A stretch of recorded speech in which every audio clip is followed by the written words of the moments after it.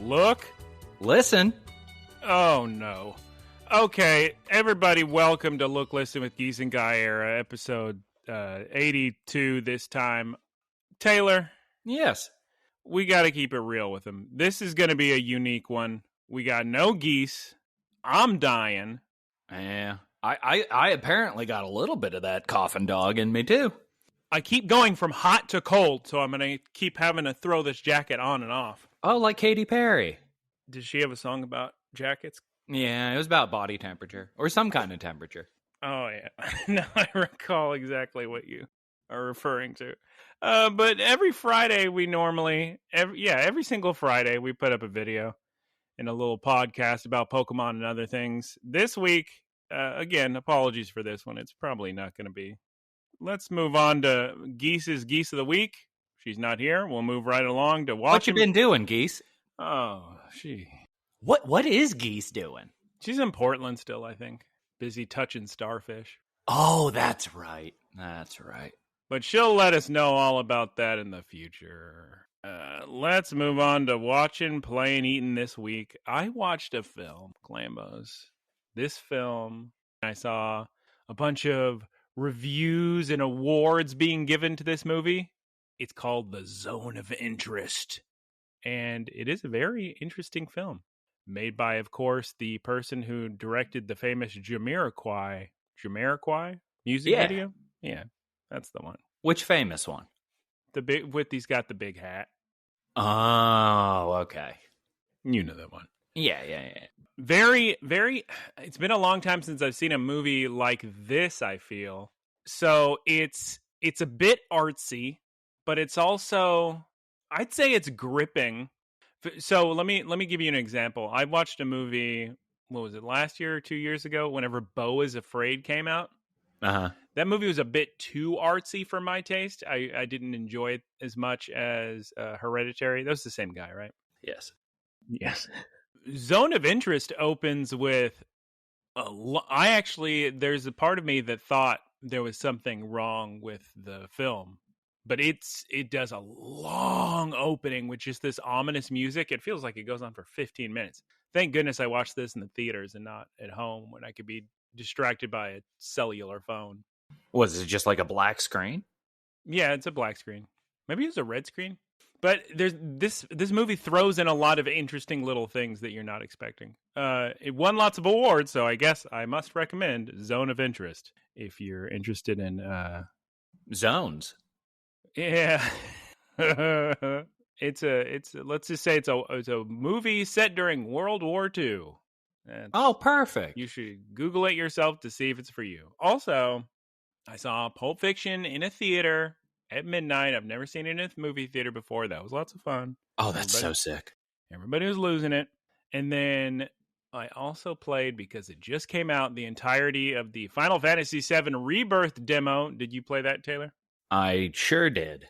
What'd you think of it? Sounds like you weren't impressed. No, I really liked it. I played with the English voice acting because I figured you would play with the Japanese. I'm going to play the game with the Japanese, even though I like Sephiroth's voice actor a lot.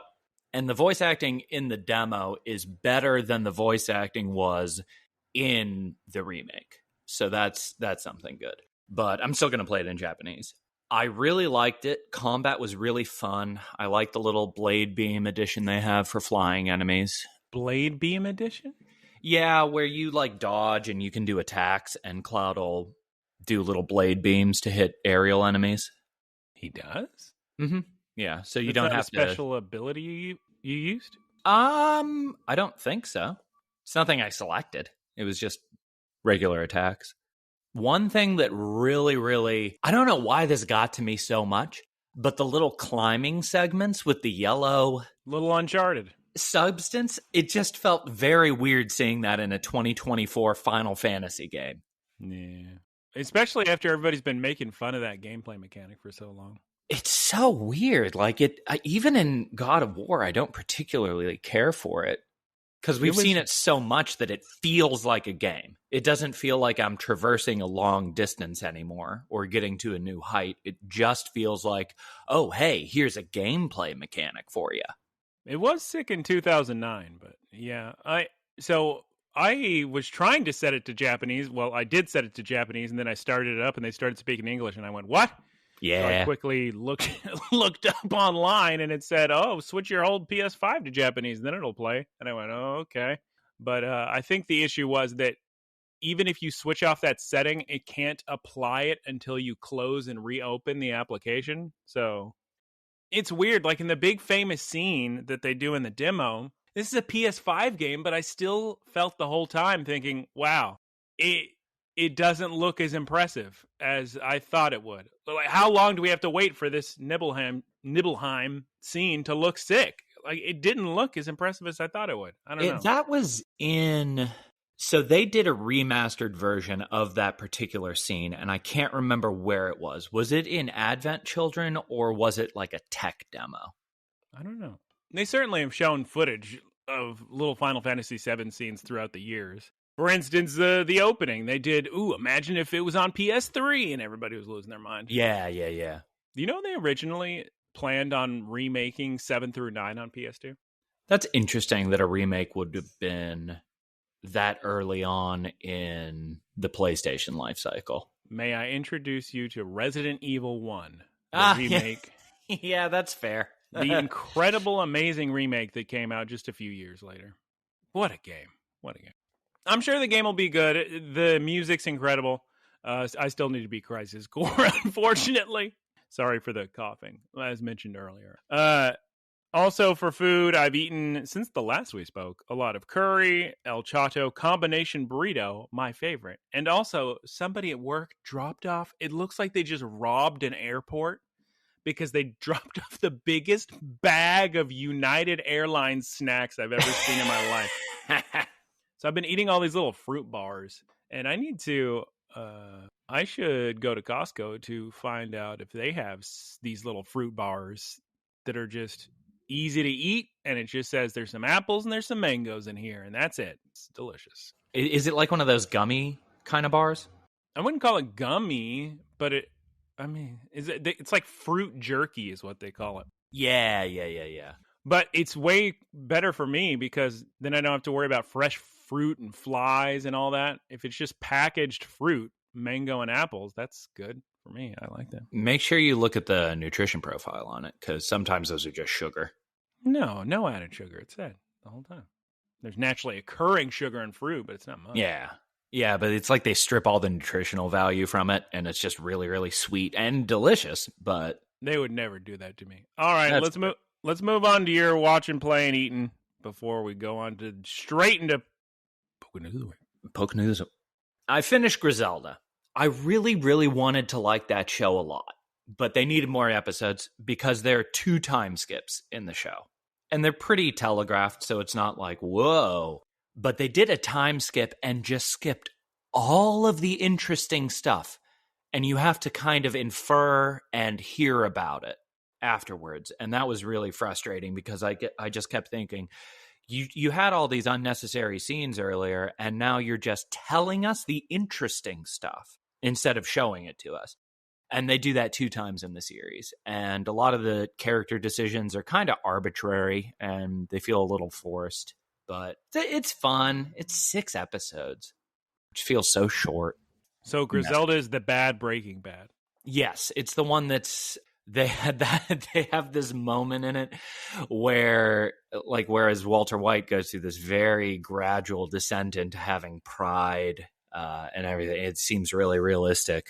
She's just like, no, I'm not doing that because you can't take this from me. And I was sitting there thinking, that's silly and out of nowhere. It is based on a true story. So if you're into that, her story is very much looking into. Very interesting person. Yeah, I didn't really watch anything other than that. I guess I'll talk more about the Final Fantasy VII demo. I was getting to Nibelheim the first time was incredibly exciting. It gave me what I would imagine they are going for with these remakes, in that you're entering an area and it's just a big old area instead of like a little town, and they did a really good job kind of remaking an established region. I think they're doing what they tried to do, and they did that with the remake too. So I'm excited about it. Finished Dark Souls 2. at long last, had a really interesting experience with it because I was trying to follow the lore, and it's a cool world. The whole point of it, I think, is that it's kind of inconsequential, and you're just kind of another link in the chain of linking the fire and whatnot. I accidentally stumbled into the last boss because it takes place right after two other bosses, and I beat this enemy. I had no idea who this person was.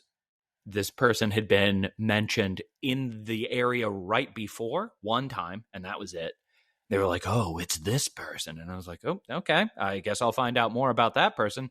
Nope, just find that person, beat him, and then the credits roll. And I still don't know what happened. Good work. But I was so done with that game. That game could have been so good if they had corrected a little bit of the feel of the mechanics, but they had just reduced enemy density. And it would have been fantastic. And this is Scholars of the First Sin? Yeah. And they did improve a lot of things. Like, some of the systems are really interesting. I am actually a big fan of the torch system, where you're constantly lighting torches to give yourself better visibility and better lock-on distance. I think that's really cool. But there's just not the same sense of slow, careful exploration. It's almost going forward with a sense of paranoia. I was playing with Eric at one point, and I was going through areas, and every time I would get to a doorway, I would have my shield up, pointing at the door, and just wildly flinging the camera around to see how many enemies were going to jump off of the ceiling and try to kill me. Oh. Yeah. So I started Dark Souls 3, and I'll talk more about that next week after I have more time with it. But my first impression is you can tell this is a Dark Souls that was made after Bloodborne. For people who want a Bloodborne 2 and haven't played Dark Souls 3, give Dark Souls 3 a try. Now let's hear about your eating. I made something weird with a bunch of leftover miso paste, and I made like a kind of chunky soup, which was good. Currently making jalapeno bread. And I don't think you've dealt with this, but I'll bet your grandma has, where you make one thing that's good, and all of a sudden that's all people want. So the thing that I make that everybody seems to like is jalapeno cheddar Dutch oven bread. It's very easy. You don't really have to knead it, which I like. And it's just a couple rises, couple bakes, and you're done. The problem is I've become the jalapeno cheddar guy.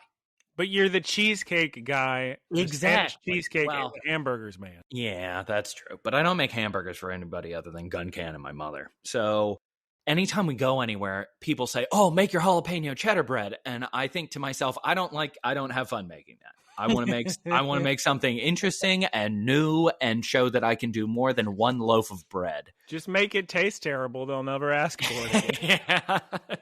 Just put in sugar instead of salt. I met somebody recently. Okay, so I was watching clips from MasterChef, one of them, that has this goofy guy, has kind of white, longish hair, and he's from California. And he's like this real animated person, very divisive. I loved him. Somebody apparently sabotaged him on the show and put sugar instead of salt. Or no, it was salt instead of sugar in one of his baking episodes. And I thought, how do you not know the difference between salt and sugar? And I was talking about that with somebody, and she said, oh no, I've done that. And I was shocked. Didn't know it was a thing. I've heard of it happening before. People putting salt into coffee instead of sugar. Do you have anything else to add before we move on to Poké News of the Week? No, I don't. Well, we've already started Poké News of the Week. Poké News of the Week. In surprising news to me, Super Smash Bros. Ultimate is adding Pokemon Spirits to the Spirit Board on February 9th, 2024. Huh. I.e. the day this comes out, so enjoy those. That's interesting. And of course, we get all our news from Cerebi. Also from Cerebi, it's the Pokemon Go Lunar New Year Dragons Unleashed event. Go get yourself a shiny Drampa, catch some Dratini while they're out, on account of dragons are so rare in that game, and that's probably a medal you don't have. So catch a bunch of dragons. You're the dragon. I've been using all my incense for it. Oh. And that's all for Poké News of the Week. Let's go ahead and move right on along to the episode this week. Do I remember what happened? No. Hopefully the notes remind me. I kind of do, I think. Really funny watching an episode, and just not talking about it for several days because it goes right out of my memory so fast. Like cramming for a test. I was trying to fall asleep last night, trying to remember what happens in the episode, and all I could picture was just Liko face. And then maybe there was one battle that I remembered. But my brain capacity wasn't working too well. I couldn't remember anything anyway. Do you have brain fog on account of the sickness? Yeah, that's right. Taylor, can you please tell us the name of this week's episode in English? Yes, I can tell you the episode in English. Respective Journeys. What a great name for an episode. Or in Japanese, それぞれの旅立ち. All right, let's see what's going on in this episode, Clambos. It's episode 30, Floor. Oh, no! I thought that was intentional. Episode 34. Sounded very deliberate. We see the flying salami in the daytime. That's right, the bravest hoggy. And Terapagos is fine. Don't worry about Terapagos. He's not injured or anything. Grandma tells us she's gonna fight. Do you remember what that's about? I know that she... I just wrote whatever that means. Yeah, I don't quite understand what she's going for here. I think her mission is to investigate the evil explorers. And she'll bare-knuckle brawl them. Mm-hmm, she's gonna fight. Well, anyway, they're heading to Paldea. How exciting. And then we see Fritos and Grandma having a conversation about terastalizing. I really, when they were talking about where they were going to go, I wanted Fritos to say, we're heading to Paldea as well as the DLC. As well as the DLC. No, the DLC is in completely different areas. The first DLC is in Kitakami, which is by Johto, people are saying. And then the second DLC is in Unova, which is also the far US. Is terastalizing tied to Terapagos? Sort of. Sick. So the kids are eavesdropping about, and they're hearing that Grandma's going to get dropped off at the next port. But Roy, our boy, says, well, if that's the case, I'm going to make a goodbye curry party. Did you say anything out loud to your phone? Well, I watched on the computer, but yeah, I'm sure I did. I said, Roy, my boy, curry sounds like an excellent idea. A goodbye curry party.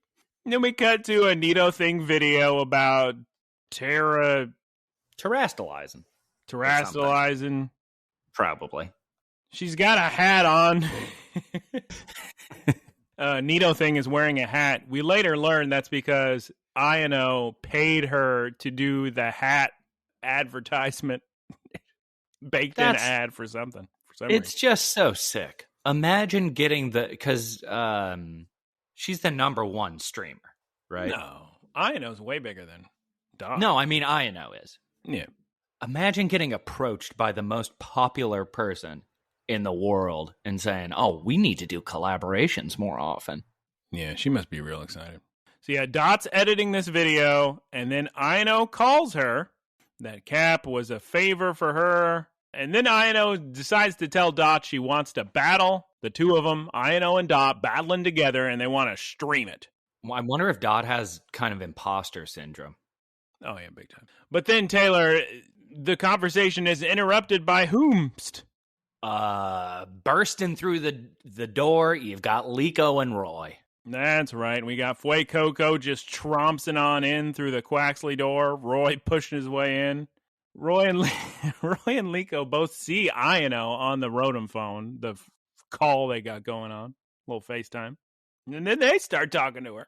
I don't remember if it's Liko or Roy, but I think one of them says, "Oh, thanks for the other day." And that threw me for such a loop, because to me, the episode where the kids had that adventure with Ayano was years ago. I was thinking, what's that been, 6 months? But I guess it's only been a few days. That was Liko saying thank you. Completely forgot about that big giant adventure they had. But then we get a little scene where Ayano tells the children they better watch after Dot. And then there's some nonsense. Do you recall what they discuss after that? I think it's just talking about the dinner party. And then we cut to the Explorer Drome. Oh my god. The Evangelion room, and Gibeon has awakened. Just such a funny scene.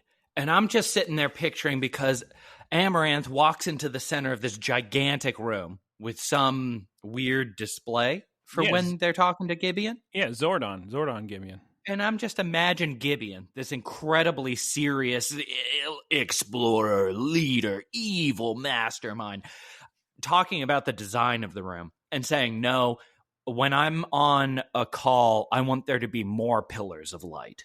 Yeah. Amaranth says that maybe Rayquaza, I didn't get Rayquaza, but I battled him, but maybe he was testing me. And then Gibeon says he was just toying with you. Which, how does he know? That's a good question. Anyway, Rakua, here's the thing. Glambos, if you want to get to Rakua, the ancient civilization of paradise, the key is you need both Shiny Rayquaza and Terapagos. So all you got to do is seize them. I wonder what how often does it happen in the animated format where someone throws a ball at a weakened Pokemon and the Pokemon breaks out afterwards? I'm not sure. Because I was wondering if, they always have to be caught and then break out of the ball. There's no scenario where they just hit the ball away, right? I think we've seen it happen before. Okay, because I was wondering about Roy wanting to fight Rayquaza, get him in that ancient ball and everything. I think the Rayquaza should belong to the ancient ball and he could just hold the ball up, but what do I know, I guess. That's what I thought too. Well, then we get a scene where Amaranth is asking Butler Hamburgers for more power. It's a very funny, confusing series of scenes because he says, I need more power. And I'm sitting there thinking, well, is he just going to give him a Terra Orb? But then I'm thinking, he's effectively the leader of the Explorers. He seems to be the favorite. Why wouldn't he have a Terra Orb? I thought he did have a Terra Orb. That confused me. But anyway, Hamburgers uses the muscles that he has in his hair to open up a slot for his eye to look through. Is it battle time? Is it time for Ceruledge and Dusk Noir to battle? Sure is. Evidently, that's, I guess, him saying he wants more power. They have to have a battle, I guess. They just wanted to have a battle, and they didn't really care if it made sense in the story. All right, let's begin the battle. Psycho Cut. Oh, and now a commercial break. And we're going to go back to the battle. Shadow Ball, Night Slash, Shadow Punch, Weak Armor. Oh my god, Bitter Blade. Oh no, and then we get Clambos, Dusk Noir grabbing Ceruledge by his sword hands. It was very surprising to me, very scary. Very sick.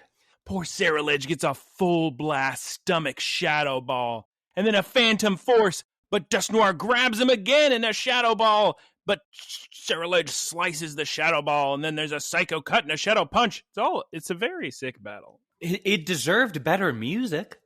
I don't remember the music, but it's not great. That's too bad. I gotta say though, in all the battles we watched, this is a very intense, very sick one. I liked it because they were it's a cool demonstration of Amaranth adapting. Yes, because then we get Ceruledge and Amaranth using new strategies to win by using the same strat that Dusk Noir is using by grabbing on. And Ceruledge grabs onto Dusk Noir's arm and holds onto it for dear life and then portals himself away after Dusk Noir shakes him off. And then much like the video game Portal, and Portal 2, he uses the physics or the gravity. Yeah, that's physics. Physics is sure. Gravity. Yeah, gravity is physics. To sneak behind, and then, oh my god, it looks like Ceruledge won this time because he does a big old attack right behind him, right? Oh no, it's not over. Now it's getting serious. Is it? Hamburgers pulls out the double serious card. Is it Dusk Noir that uses the Ghost Terra, terrestrializes Ghost, and then uses a Dusk Shadow? And there's a Shadow Ball and another Bitter Blade and a Shadow Punch. And oh, no. My boy Ceruledge. Can we give him a break for 1 second? Can this boy go a day without just being beaten to within an inch of his life? just hit with energy physically into things. And he looks beaten up. Oh, my. But then Amaranth just says, we'll have a rematch. Don't worry. Okay, guys. Then we cut to dusk, our favorite time of day in Pokemon. Well, we have to remember that Hamburgers gives Amaranth his prize, which is a Terra Orb. Does that happen in this scene, or does that happen later? I thought that happened right now. Well, it happens at some point, so... Maybe spoilers. Important information. Well, we also talked about it, earlier in the episode, so... Retroactive spoilers. It's been long spoiled. Then we cut to dusk, our favorite time in Pokemon, with Grandma on the Salami. It's her last night on the ship Clambos, and Arcanine is starting to lead her. They had a real goofy palette change whenever she goes from outside the ship to inside the ship. And it really felt like a video game. Yeah. Probably different artists working on it. Arcanine leads Grandma Diana to the farewell party, and all the stars are here. We got Party Poppers, Curry, the works. And all the Pokemon are singing the Ho-Ge-Ta, Ho-Ge-Ta, Ho-Ge-Ta song out of excitement. We got Squawkabilly yelling out Diana. You know what I noticed this time? Or maybe it was just hitting me. Hogator or Fuecoco's song sounds like Patapon. Pom pom patapom pom pom pom. And then Murdoch, our boy, the chef supreme, head chef, Murdoch brings out a cheddar jalapeno bread loaf. Oh, poor guy. He probably doesn't even like making that. No, he brings out a special cake with an all creamy berry dressing. I forgot that he had all creamy with him. And he put the cake down and said, "This is special." And I said to myself, you just didn't put any effort into it. Oh, no. Once Al Creamy pours out all her cream, then you're in business. So Al Creamy has berries too? On her little head. Oh. And then we cut to dinner time, eating slideshow for budgetary reasons. You can tell they ran out of money. Captain Pikachu is stuffed. Everyone's sipping on tea. Oh, no. Taylor, what befalls poor Fritos and Murdoch when everybody's sipping their tea? They drink out of the wrong sources. Not Sinistea and Poltegeist. Those are the ones. Oh, my God. So, Fritos goes, ugh, gross. Murdoch almost dies. Yes. He drinks a bunch of Poltegeist. But he seemed okay with it. Like, he seemed pretty happy when he was being dragged away. I guess it tastes good. Yeah. He completely loses consciousness. Completely loses consciousness. But Molly says he'll recover. All right. Sure. Yeah, I trust her. Sure. Oh, hey, Dot's making a little going away video for all the memories. And she puts on some little royalty-free music. Or, no, what is it? It starts off with an image of a castle, and Grandma Diana says, "What is that castle?" And she says, "Oh, well, we didn't get any footage of your actual castle, so that's just a royalty-free image of a castle." Which funny, pretty funny. Joke. So, in the video that everybody's watching, they go over all their adventures, and they add, I guess this is Roy's idea, and then Dot implemented it. But there's multiple explosions. And they're very out of place. And the first one, I was like, oh, whoa, that's silly. Second one, I was like, oh, okay. The third one, I knew was coming. And it still cracked me up. Yeah, Diana's laughing too. Roy's loving it. It's like a, what would you call it? Paper craft explosion? Like it's like a comic. Yeah, if you're making a short with popsicle sticks and cut out pieces of paper, they're just like silly explosions on top of curry and adventures and whatnot. That's great. Everybody's having a great time. And then we cut back to the Explorodrome, and this is the scene that Taylor wants to spoil for everyone so hard. Yes. Hamburger gives Amaranth a Terra Orb. And then I wrote, I thought he had one already. I could have sworn. But I guess that was just Fritos terastalizing against Amaranth, I guess? I guess it's because of playing the game, but I feel like everybody has a Terra Orb. Even in Paldea, you were given one. You would pretty much only have a Terra Orb in Paldea, and even then I think Not everybody gets one. Is it just if you go to that battle school? The gym leaders certainly all have Terra Orbs. Right. But I don't think every Joe Schmo has a Terra Orb. Okay. Yeah, I guess Liko and Roy don't have them. So, an interesting... it's so sick when you're this sick and you can't access half of your vocabulary. It's because the vocabulary part of the brain is filled with mucus. Yeah. An interesting ripple is what I want to say. But there's a phrase that's actually true and correct. Pretend I said that. An interesting ripple. Well said. Yeah. But we see Behem eavesdropping from outside through a glass ceiling, and we get some ominous music. Oh my God, it's those other characters. They are watching what Amaranth is doing. You know the ones, Umbreon Man and a woman. Yeah. And they do something that I talk about it all the time. But I love when villains aren't just incredibly lone wolf, ruthless backstabbers that don't care about anybody. And these two, leave-in conditioner guy and whoever she is, Geesepeep. Yeah, her. These are the guys, I don't remember how many episodes it was ago, but these are the guys that had their own secret evil team. Yes. And I guess they're not related to Amaranth and the other guys. They're all part of the Explorers. They're like the, okay, you know in Sailor Moon, how they have the different, like, lieutenant type people?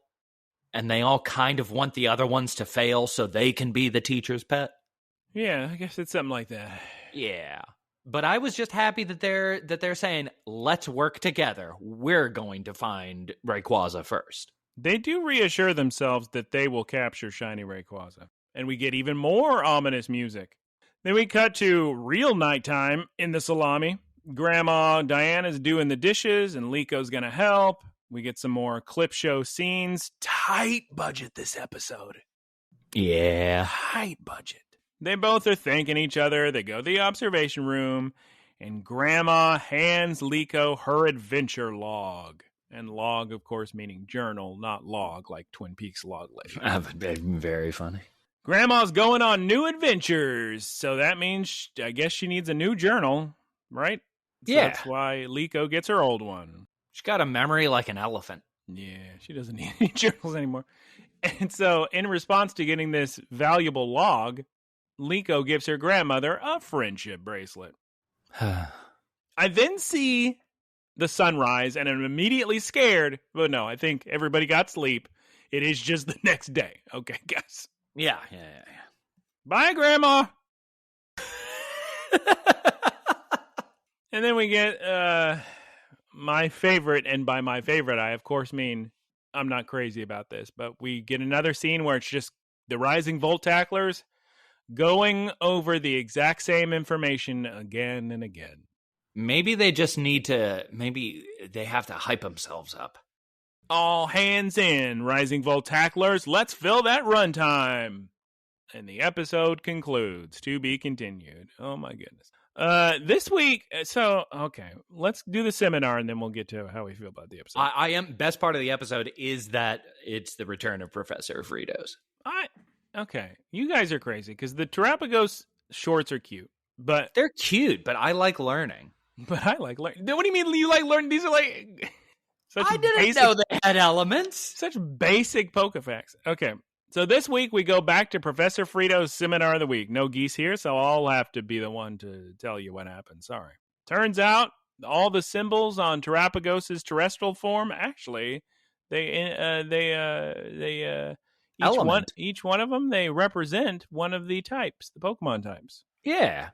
And then I'm actually real disappointed in this because normally the Professor Frito's seminars end with a really cute or interesting image, but this image is just the exact same thing we saw in the episode of Terapagos versus Rayquaza, but just Captain Pikachu standing there. I think this episode was made during a national holiday. Yeah. Bad Poke Seminar of the Week. I gotta tell you. I gotta let you know. far as a score to give this episode, that fight was sick, and I do love curry. Yeah. So that makes this a little more difficult. But they don't focus on the curry enough. They focus on the cake more than the curry. Yeah, it's true. So really, you're just rating the fight. It's not a great episode. No, it's not. Okay, well, you give your score for Foist, and then I'll make a decision based off of what you give it. Oh, boy. Classic. I don't want to be mean. My heart's telling me a 4 out of 10 because it seems real phoned in. But the fight was sick. I'll give it a nice average 5 out of 10. Oh, my God. Well, I was going to give it a 6 something, but I got to give it a 7 if he's thinking about a 4 and a 5. Isn't that bad? It didn't feel like anything happened. We've had worse. Yeah, that's fair. That's fair. 5.5 out of 10. 5.5. Yeah. Okay. 5.5. I'll give it a 6. Curry's good. Very cool battle. Overall, though, maybe try a little bit harder next time, guys. All right, and like I said, I prepared you for this, so no getting upset. This is going to be a short episode. We're blasting right along because I need to probably sleep for 30 more hours, and there's no geese, so let's move right on to wrap up for the episode. Thank you. Shouts out, everybody. Thank you to Keith. Thank you to Keith for our artwork. You can follow him on twitch.tv/KeithSquared. Taylor, you take the professor. Shout out to Professor Boilerplate for our Twitch boilerplate. You can follow him at Professor Ticklebits at twitch.tv.uk. Twitch.tv/prof_ticklebits. He's doing some streams lately for Yakuza Infinite Wealth, which I can't watch because I have to play that game myself. Oh, you know what's interesting? Eric came over this week and we were playing the remake demo together. And he said, because I've been really bugging him about playing JRPGs, and he's really trying to get into them. And I said, hey, I thought I was done with games. I just kept thinking I'm not having fun playing any games until I played Like a Dragon. And then that got me right back into it. He's not enjoying it, which is kind of understandable. Oh. Yeah, it takes time. So what I'll say is if anybody has not played Like a Dragon, give it time to kind of settle in. Because it is like Persona 4 levels of slow burns at the beginning. Yeah, that's true, I suppose. It took me a while. I still haven't beaten it, but it is... I don't want to say it's a slog. I think it's a very interesting game. It's just really light on the gameplay, and it's not quite interesting enough an intro on its own to distract from the fact that you're not playing a game. I guess. It's a good game. Everybody play it. It's a fantastic game. I love that game. I would recommend that completionists really have a realistic idea of what they're going to be doing. Don't platinum it. Nobody has that much time. No, do not platinum. Just have fun with it. Yeah. All right. Thank you to our supporters. You can support us by going to looklistencast.com. There's a link for Spotify for podcasters /anchor.fm. And on the podcast apps, there's a link there too. Thank you so much. Please recommend this podcast to your friends. Maybe not this episode. It's very short and very sick, bad sick. So I wouldn't do this one. But maybe next week or the week before or 3 weeks ago. Oh, yeah. 3 weeks ago, recommend that one. And please send your questions to looklistencast@gmail.com. Let's try that one more time because that's a lot of words. And you want to get the correct email address. Send your questions to looklistencast@gmail.com. This week, to keep up with the theme of let's keep it real short, let's do no questions, but we'll have a question. We'll do questions next week. All right. Let me recover. I can't believe I managed to crawl out of bed to record any of this. Goodbye, everybody. Taylor, say goodbye. Goodbye. All right. Goodbye. Is that it for Geesepeep, perhaps? Goodbye. Be back next week, you would hope. Howdy, y'all. It's me, Geesepeep. Thank you for listening to the Geesepeep Productions podcast. Geesepeep Enterprises, doing business as Peep Industries, together with its subsidiaries, is a diversified worldwide entertainment company with operations in media networks, talent management, parks and resorts, multimedia entertainment, and consumer products and interactive media. Geesepeep Enterprises is a Dow 30 company.